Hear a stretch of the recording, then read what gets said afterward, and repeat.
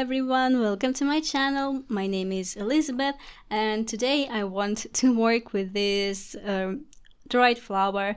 I'm trying to be really careful with that. I enjoy using flowers in my artworks, in my journal, so I wanted to show you how, for example, I can work with them. And I've chosen this calendar page, which is quite small and really good size for my flower.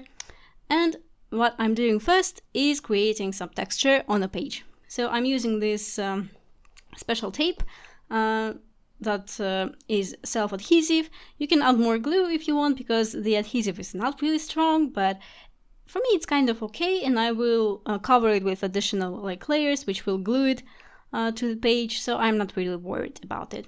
So this adds additional texture. What you can use instead, maybe masking tape, maybe some lace, so whatever texture you like, you can use it. This was the simplest option, and I have this tape, why not use it?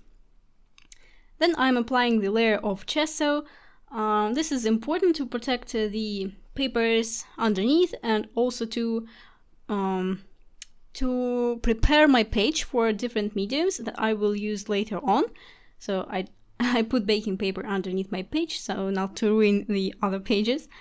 So yeah, this is the good trick if you will work with water-based mediums that you can kind of move around easily on a gesso in comparison to just paper, because on paper it will just will kind of stick, will be absorbed by the paper really quickly, and you don't really have much time for your mistakes, maybe to think, and it's not really forgiving in this case. Gesso is, well, really good for that, and I'm removing the excess of gesso just by the tissue paper. So now I'm applying some crackle paint. This is a really subtle crackle effect, but I want something that will dry with the heat gun. So that's why I cannot use the paste, because the paste shall dry by itself. I cannot use the heat gun, but in case of paint I can, so I'm kind of aiming for a subtle look anyway, although big nice crackles would be actually really nice on this piece.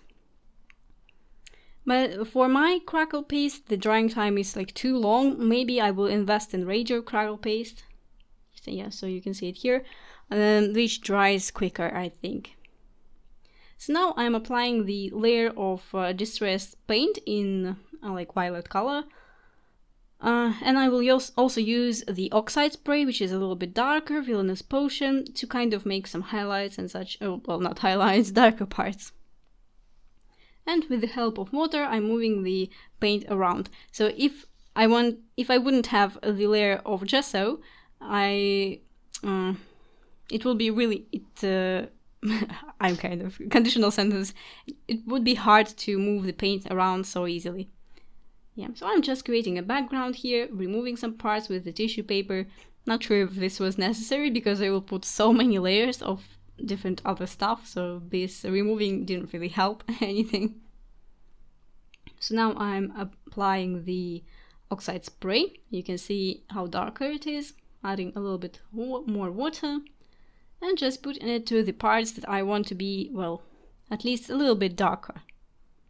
Although the result will change significantly anyway, and I will put more and more layers until I'm satisfied with the background I have. So this is up to your likings. What color do you like? Maybe you want some effects, maybe you want some stenciling already at this stage. Maybe you want specific contrast, maybe you want more white or more black. So this is just how you feel it. Here I'm adding a little bit of frayed burlap oxide. I want a little more grunge to it, not just purple. And it's quite easy to move it around on this painted surface. And it oxidizes quite nice, and we will have this chalky finish, which I really enjoy, although I will add even more color to it. So at first this is the sort of a mustard color, not so bright of course, but when it oxidizes it gives this sort of a grayish look, which really, yeah, you can see it here, which really works with this purple so well. I'm adding a little bit of walnut stain as well, just in some areas. to make it a little bit more brownish, because yeah, all the frayed burlap kind of went to the gray scale of that, the oxidized effect. So of course it's not really necessary to work with oxides. If you like, you can use just acrylic paints, but I actually just bought these oxides and I wanted to try them. This like frayed burlap, also the crushed olive, and what else do I have? Dusty Concord, but I didn't use Dusty Concord here.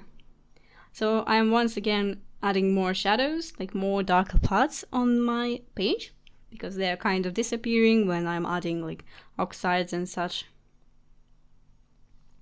So just with the oxide spray again. And here I decided to try this crushed olive, as I have mentioned, so I'm just basically trying things out. And usually green works quite well with purple, although it's, well, quite a Halloween-y sort of combination, but it works for me. I really like it. And it actually won't stay that green anyway, it will oxidize as well and become more grungy.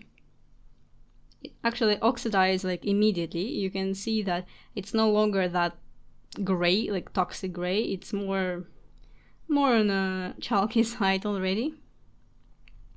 And I'm using this silicone matte, which is just for like brazing. I believe it's called brazing, when you use like some heat to do some electronic stuff. So this was really cheap, and yeah, it doesn't have any texture, so it's smooth and easy to use. So I really enjoy this silicone matte. So maybe if you're looking for some working surface, this idea, like silicone mats for electronics and for like brazing, is a good thing to use. So here I'm applying some watercolor in black. This is Kuretake watercolors.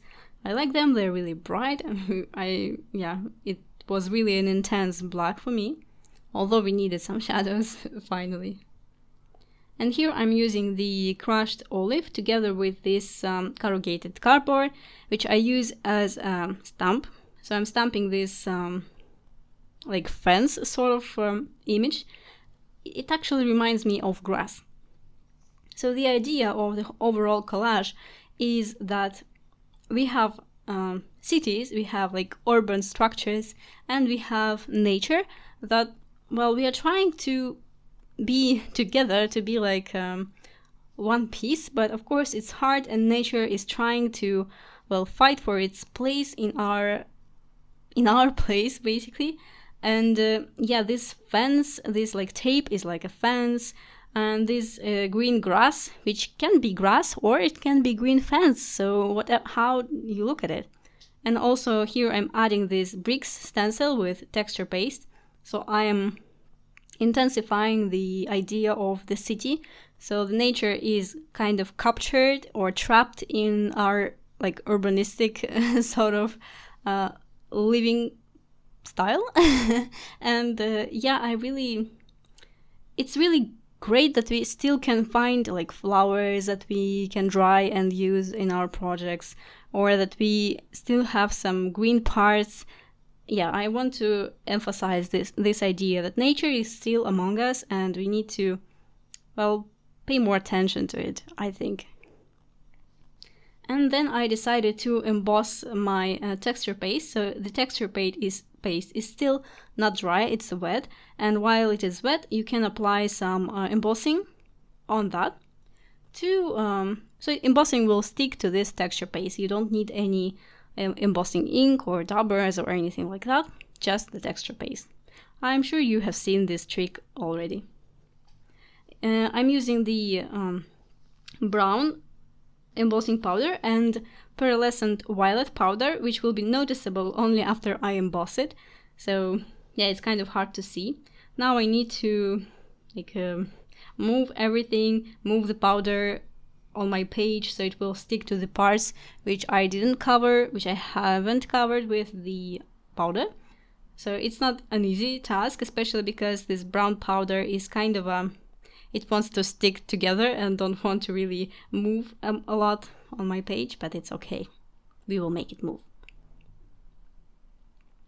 Yeah, but I will skip most of this part. This was kind of difficult process. I spent quite a lot of time on it and also removed some excess with my brush, so I worked hard on it. And here I'm embossing it. I wanted to show you the whole process, but my camera kind of focused on the heat gun but not the piece itself, so I will skip it. But you can see how pearlescent violet actually shows on the piece already. So it is looking pretty good. And now this is the finished result of embossing, and we have this collage piece now, which is really cool. And now I can proceed to like making a collage with my flower, which is like the most interesting part for me. I want to finish this piece with the idea I had in mind of the nature trapped in the city. So nature in the city kind of vibe. Sorry, I had to make this joke. Yeah, so I'm adding a little bit of vellum to kind of calm down the background, because the flower on its own will be, well, it will be lost in this background. Well, it's actually the idea I want to convey, but it's too much, yeah, even with this idea in mind. So I want a little bit of, well, calmness to that, and I'm using vellum and some book pages to achieve this result. I decided to use this Japanese paper. Why that? Because I think that Japanese people, they are really trying to be connected to nature much more than we do, in a sort of in a way. And yeah, I actually, for me, like Japan or like China, they are really all about nature, although China maybe not so much now, but still they have so much places with nature, and they try to be like in synergy with that. So yeah, I really felt like a Japan book page here. And I'm trying to assemble everything in the way I like. So I really want this book page piece in the bottom and vellum piece on top, and then the flower. And then I decided to tilt the vellum like so, kind of to mimic the flower. Unfortunately, it dried this way, like curved. Well, not like, unfortunately, this is a really, still really nice looking flower, very delicate, and I was really stressed to work with it, because I was so worried that I will ruin it, that I will destroy it. I didn't really want that. Some flowers are much more easy to handle, much easier to handle. Some are really delicate, so maybe it was wiser to choose different flower, but I really like it. It was a present for me, well, a present kind of, and I enjoy using such flowers in my journal. So I ink it to kind of stand out a little bit more. So I forgot to show you how I will add one more piece to the collage, but you have seen it in the thumbnail, and I will also include a photo in the end, so you will have the idea why I decided to add this element and how it interacts with my idea to this, art journal page, let's call it so. I'm using just my usual glue to apply this book page to the page. Because we have so much texture and we also have embossing and such, this is not the easiest surface to glue it on, but I hope this glue will work. So I'm adding a little bit more of the double-sided tape to the parts where I have vellum, because vellum, well, for me it's just much easier to glue the vellum with the double-sided tape. Now I'm applying the layer of matte medium, matte gel, on top of the vellum. It won't be noticeable in the end when it dries, and on this layer I'm putting my flower very carefully, and then I cover the flower with the matte gel as well to protect it from from withering. Can you call it withering when it's already a dry flower? From like destroying, because, well, of course I work in the journal all the time, and opening, closing, and I don't want to ruin my flower. So the layer of, well, quite a thick layer of matte gel will protect it, will seal it, so it won't be damaged anymore. And I'm trying to glue it really properly and yet work really delicately, because it's falling apart really easy. So I'm just adding more and more matte gel until I'm satisfied, kind of. Then I decided to add this washi tape because the color worked so well here, and actually I was kind of afraid that I cannot really stick the leaves well because they are kind of raised a little bit and they don't stick well completely to the page. So I decided to fix that with the washi tape so it will not move in any way. And I added additional glue on the washi tape because it's just AliExpress washi tape and it's not really sticky. Then I'm drying it to see if it glued well or not. It is glued. And I decided to add even more mud gel because I have seen that some parts are moving, meaning that they are not really glued. What I like about mud gel that it won't be seen after it dries. So it's a really nice glue for such things. Then I'm using just a regular white acrylic paint to add some splatters. So I use the paint, add some water, take this sort of a fan brush and add some some splatters, covering my flower because I don't want too much of splatters on it. I will add a bit, but not too much. So just here and there. It's quite an easy background, yes, for sure, but I like it. And I also add some gold to make this background even more busy. I just like gold, I cannot help it. So yeah, that was my idea for this collage, that the nature is lost in our cities, that we need to pay attention to the nature more. We need to notice some things that are around us, even though they're small or like it's the part of your everyday life, but we still need to pay attention to that. So thank you for your attention, guys, for today. I wish you a good day. I hope you liked it. If you do, please put a thumbs up, and I will see you in my next video.